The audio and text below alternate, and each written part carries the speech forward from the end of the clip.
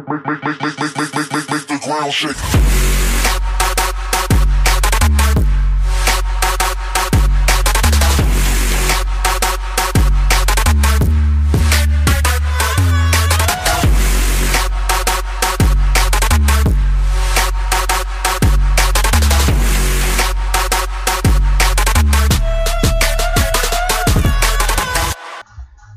Zdravím, máme tu teda konečne vyhodnotenie, troška neskôr ako teda som plánoval, ale mal som nejaké iné neodkladné záležitosti.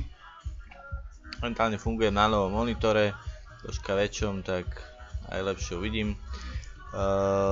Hodnotenie teda mojej starej dedinky, už teda momentálne tak troška lepšie spracovanej, by som povedal, že celkom fajn, nakoľko som nemal moc čas hrať za tento účet a teda ani majiteľka nehrala moc, ale za to moc tých útokov na túto dedinu nebolo a môžem povedať, že dosť veľakrát som si našiel, že boli plné kolektory, takže krásne si ich povyberal a tu normálne 7-8 hodín nebola napadnutá dedina, čo bolo teda dosť prekvapujúce. Ako vidíte, v podstate postavil som si všetky tie obranné budovky, ktoré sa dali, vylepšil som ich zhruba na takú úroveň, ako boli predtým na max pri Town Hall 7, pardon, pri 6.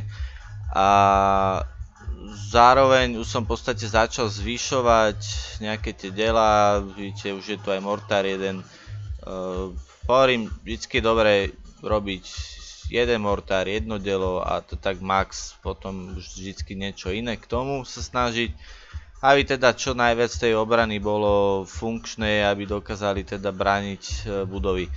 Čo sa týka laborky, tak ako prvé išli archerky na max, dnes za nimi išiel giant a heal, ktorý momentálne teda používam pri útokoch. Tak vidíte, teraz si robím Bombermana a potom by išiel asi podľa mňa Barbarian a uvidíme čo ďalej a čo sa mi podarí našetriť vždycky samozrejme. A preto tieto, lebo archerky používam najčastejšie pri lotovaní, Gianta momentálne používam pri tých útokoch vo VAR a samozrejme aj to Bombermana a heal potrebujem na to, aby som teda udržal tých vojakov svojich čo najdlhšie pri živote. Čo sa týka barakov, tak ešte som ich vôbec ani jeden neupgradeoval kvôli drakom. Je to preto, že zbytočné draci sú aj tak na prd na tejto úrovni. Nech si vyprávať kto chce čo chce, je to môj názor. Dráci celkovo sú dráci veľmi ťažko ovládateľní. Dajú sa používať iba na isté typy dedín, kedy viete, že 100% pôjdu takto. Ale veľakrát sa rozutekajú vždy za nejakou hlúposťou a potom len si mlátíte hlavu, že prečo. V podstate asi pri všetkých možných jednotkách je tam vždy nejaká tá hlúposť, ktorá vás vždy zabaví, ale tak toto je také mega. Dobre, čiže to je ohľadom tejto dedinky. Čo sa týka Warlogu, si myslím, že Warlog je teda veľmi na hovno. Ale tak si pozrieme posledné dve, čo tu máme.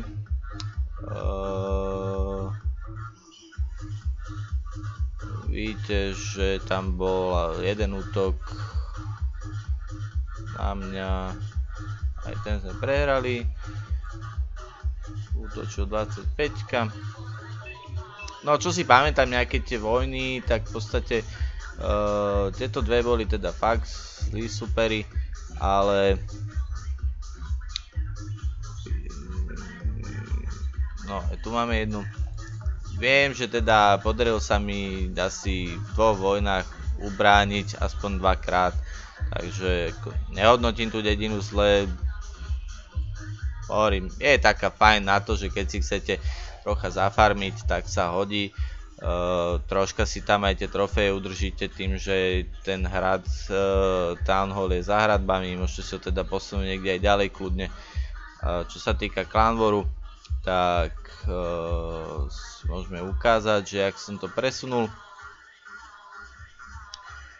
Vidíte, čiže Townhall išiel do stredu, v podstate som sa snažil nejakým spôsobom zabrániť tomu, že keby odniekaď vošli donútra jednotky, tak aby čo najrýchlejšie padli. A táto diera je prázdna preto, lebo každý by čakal, že v tej diere niečo bude. Každý, tak práve preto tam nič není. Taká, skúsili sme nejakú nachytávku, takú možno to aj niekedy teda bolo nejaké vhodné, neviem. Dobre, čiže máme tu novú dedinku, teraz ideme si teda spraviť novú dedinku. Máme tu voľnú. Ako som slúbil teda dedinky, ktoré ste posielali na Clash of Clans CZ, SK, Facebooku, odkazy teda nájdete aj nižšie. Do komentárov ste prispievali svoje dedinky a práve teraz si tie dedinky skúsime nejakým spôsobom postaviť a niečo si o nich povieme, samozrejme v ďalšom dieli, a samozrejme ich otestujeme, takže uvidíme, že aké sú. Je to práve preto, že skúsime nájsť nejakú tú ideálnu dedinu na túto úroveň, ktorá by sa hodila povedzme aj na obranu, aj na útok.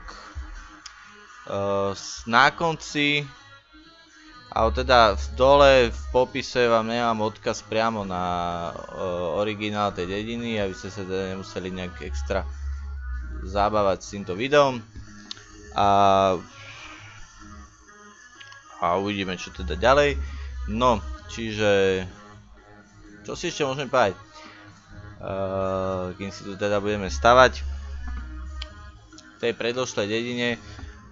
Hovorím, mal som ju odskúšanú, že predtým teda som na nej fungoval, keď som mal teda na svojom účte.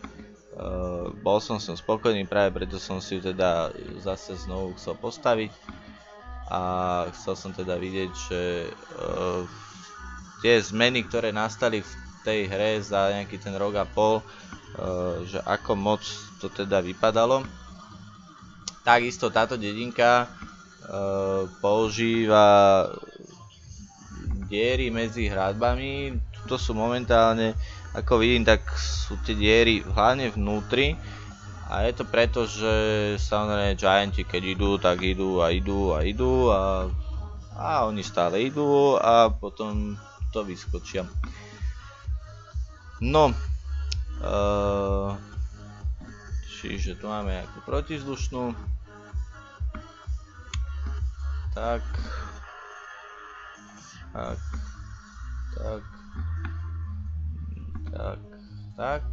uzavrieme. Dobre, no, ako vidím, tak táto dedinka tiež má celkom dobre rozostavené storage, že vlastne ich nemáte všetky na jednom mieste, ako to teda niektorí robia. Samozrejme je to potom veľká chyba, lebo keď sa niekto dostane donútra do dediny, tak v podstate vie to všetko na jednu šupu pekne vybrať a nemusí sa nejak starať o to, čo ďalej. No, takže to máme takto.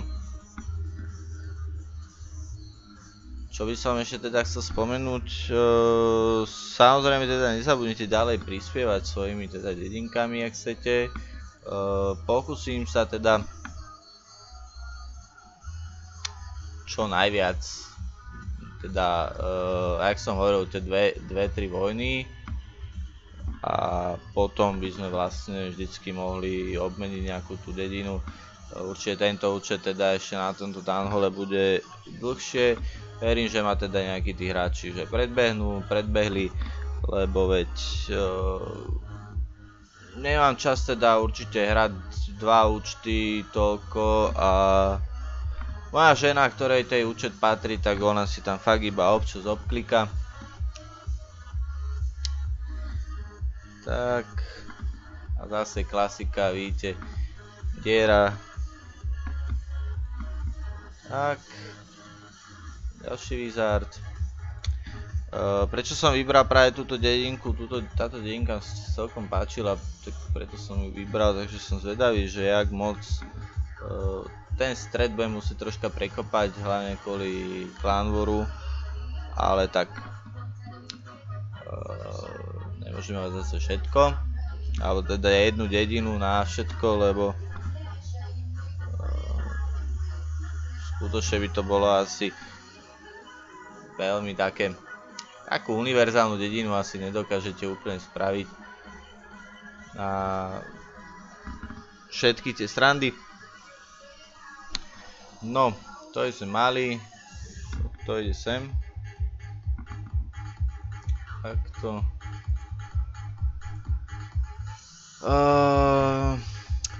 No aby som nezabudol, tak v podstate neviem, či niektorí hráči vedia alebo nevedia. Vždycky výhoda, keď povedzme končíte v daný deň ranie, alebo teda už večer, keď idete spať a si postavíte teda vojačikov, necháte si nafulovať v podstate kempy. A čo je šikovná teda vychytávka, ako si ušetriť nejaké tie surovinky navyše, tak je si potom dať povedzme do kempov, ani nie tak do kempov ako do barákov nastávanie drákov povedzme alebo niečo. S tým si ušetríte nejaké tie suroviny a ráno samozrejme, keď teda nezabudnete, tak tých drákov iba stopnete a pekne sa vám vrátia suroviny, čiže sa vám niečo teda takýmto spôsobom troška skrie. No. Dobre, čiže toto si troška zrýchlime teraz, kým to nedostávam. A o tom si ešte povieme nejakých pár slov.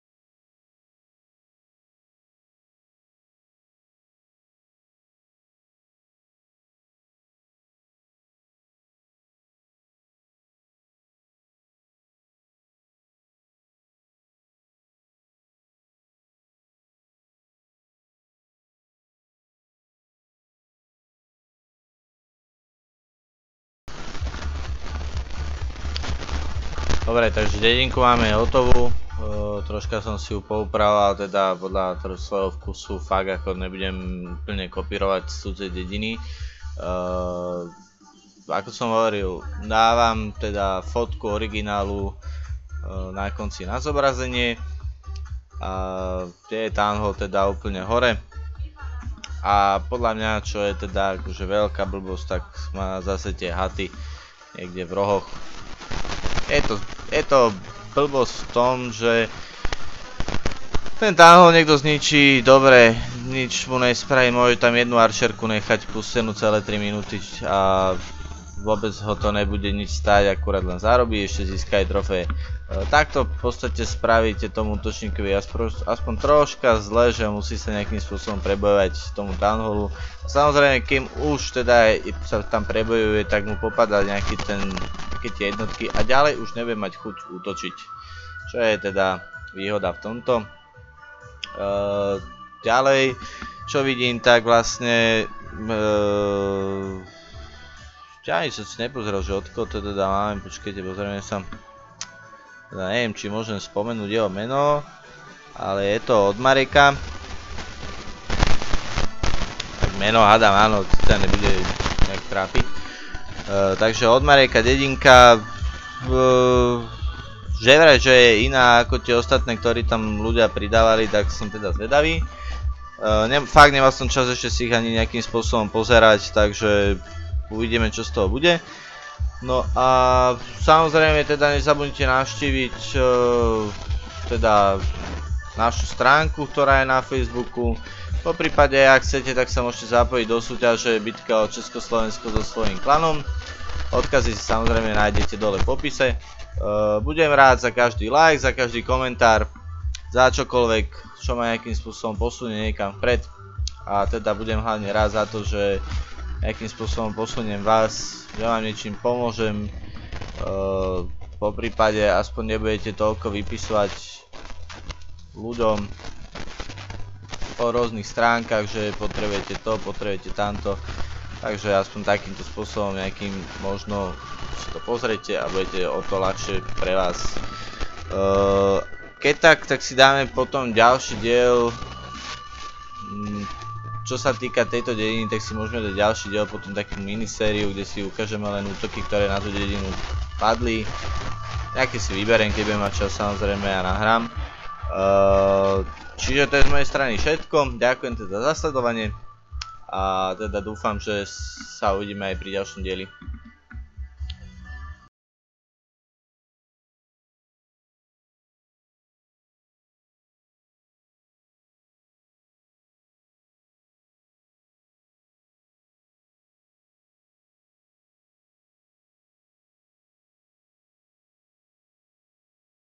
Make the ground shake.